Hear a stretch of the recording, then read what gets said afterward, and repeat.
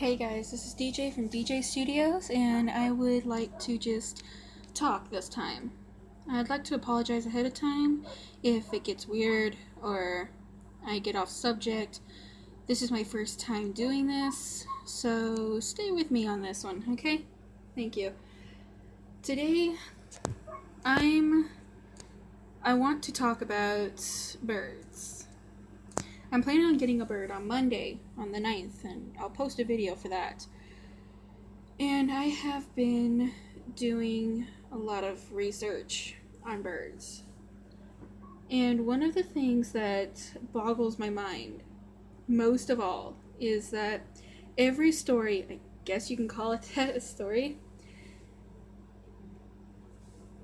people are saying, like, when you first get a bird, like, never isolate them and don't just put them to the side, because especially if you only have like one, it's like super bad if you just like leave them there, because they get stressed out and they can pluck and stuff like that. So you're not supposed to leave them in isolation. Well, I have also read in the exact same thing, it's saying leave them alone for a few days when you first get them. To me, I completely disagree with that. I mean, these people, they've done it before, they say it works, but it's basically putting the first introduction to the bird farther away. You're doing the same thing, only in that amount of time, the bird can get pretty stressed out because it has no one else to talk to. It has no one else to play with or interact with.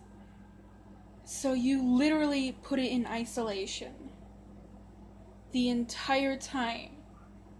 This one person I was watching on YouTube, and she said that to leave him alone for like a week or two. Don't talk to him, don't look at him, nothing. And to me, it didn't make sense. I mean, to them, I guess it does, and I'm not judging on that. If they like that, if they think that works, they say it works, then great. But to me, it just really doesn't make that much sense. You say don't leave them in isolation if you have like one bird. I'm planning on getting me a parakeet, and once again, I have heard don't leave them in isolation because they are prone to plucking. Now, I know they're not going to start plucking in that amount of time. I know that one for a fact. But still, I mean, you're putting them in isolation, which it clearly said not to. Don't put them in isolation. But then you put them in isolation for a few days before you even try to get the bird to see that you're not a threat to them and you're not going to hurt them. I mean, they're sitting there for several days on end not knowing what you're going to do. I mean, yeah, you're feeding them and stuff. They don't know if you're fattening them up to have a nice little chicken dinner or whatever. I mean, seriously. What's the point? It just doesn't make sense to me.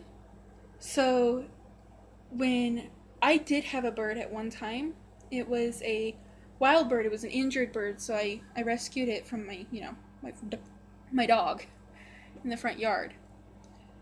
Well, this bird, I immediately started interacting with this bird. By the next day, she was already on my finger, allowing me to look at her wing without fighting. And she was just perfectly fine around me. And that's why I say that immediately interacting with them, don't like force it, because that shows them that you're a very tough and mean person if you try to force it.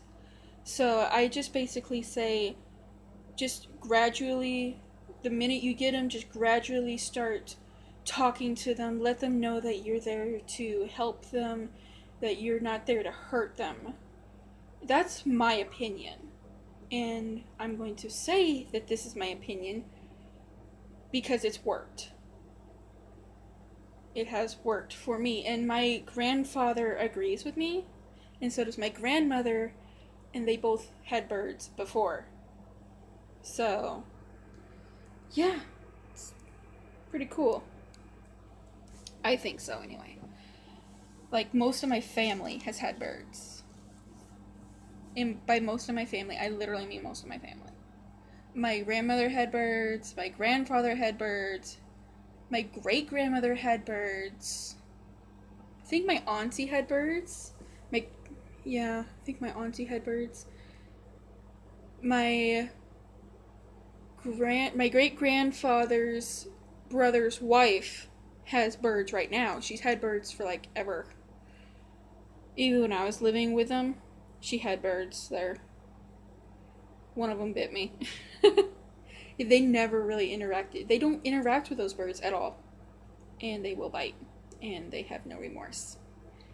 They will cut into your skin and they do not care what happens. But I think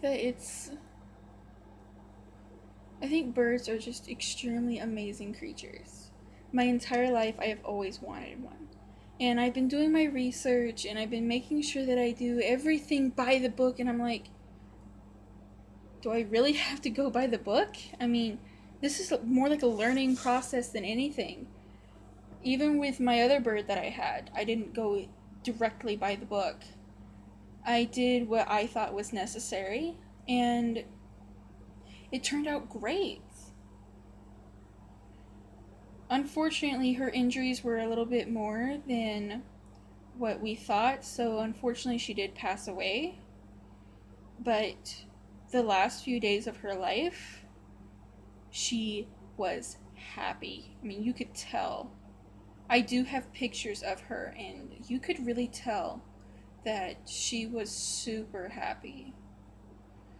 She was super content, I should say, not happy. I mean, how can you be happy when you're injured? But she was super content. It wasn't like she was trying to sit there and fight me and stuff like that. I mean, she ate out of my hand. She would sit on my hand, and she'd get up on my shoulder. There was only one time she tried to get away from me, and that was during graduation. For my friend. I was a junior, she was a senior, she was graduating that year, and I stood outside to see the graduation.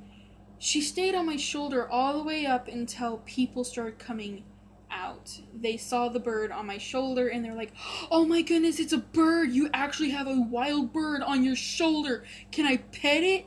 I'm like, dude, she's never been around this many people. I don't think that's a good idea. And I'm right there by, like, a busy road, so it's not exactly as busy as it normally is, but there were still pretty fast cars coming through. And I was super worried that if she got off my shoulder, she was going to jump into the road and get hit. And yeah, she did jump off my shoulder. She did, and she was going towards the road, but I caught her before she went into the road. So, I'm happy of myself. I'm super proud. But, yeah. It didn't turn out the way I planned, so I had to take her back inside before anyone else was like, I want to pet the bird. I would have loved for people to pet that bird because she was amazing. She was just the most amazing bird.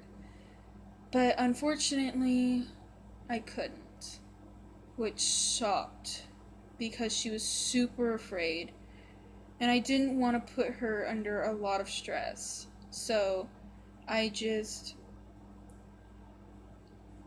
took her inside and did what any bird lover would do. Put her back in her cage until everything was over. So, yeah, so I'm going to have to leave this video on this. So I'm going to see you later. Bye!